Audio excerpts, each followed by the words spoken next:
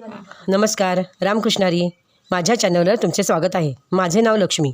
आज मी तुमच्यासमोर भगवद्गीता अध्याय सारांश घेऊन येत आहे. भगवद्गीता अध्याय 1 अर्जुन विषादयोग. अध्यायाचा सारांश. अर्जुन कुरुक्षेत्राच्या युद्धभूमीवर पूर्ण आत्मविश्वासाने प्रवेश करतो. भगवान कृष्ण त्याचे सारथी आहेत. श्लोक 14-15. अर्जुन कृष्णात त्याचा रथ दोन्ही सैन्याच्या मध्यभागी उभा करण्यास सांगतो. तो त्याचा शत्रू दूर धरण्यास मदत करण्यासाठी आलेल्या सर्वांना स्पष्टपणे पाहू इच्छितो. श्लोक 22. भगवान श्रीकृष्णाने त्याचा रथ दोन्ही सैन्यांच्या मध्यभागी उभा केला. श्लोक 24. आता अर्जुन त्याचे पणजोबा भीष्म, गुरु द्रोणाचार्य, चुलत भाऊ, काका, सासरे आणि मित्र या सर्वांना पाहतो. श्लोक 26-27. ते सर्व आता मारले जाणार या कल्पनेने अर्जुन अतिशय खिन्न होतो. नातेवाईकांच्या मोहामुळे अर्जुन निराश होतो व गोंधळून जातो. तो शत्रूकडून स्वतःला मारून घेण्यासही तयार होतो, पण आता युद्ध करणार नाही असे श्रीकृष्णास सांगतो. श्लोक 22-47. फलश्रुती.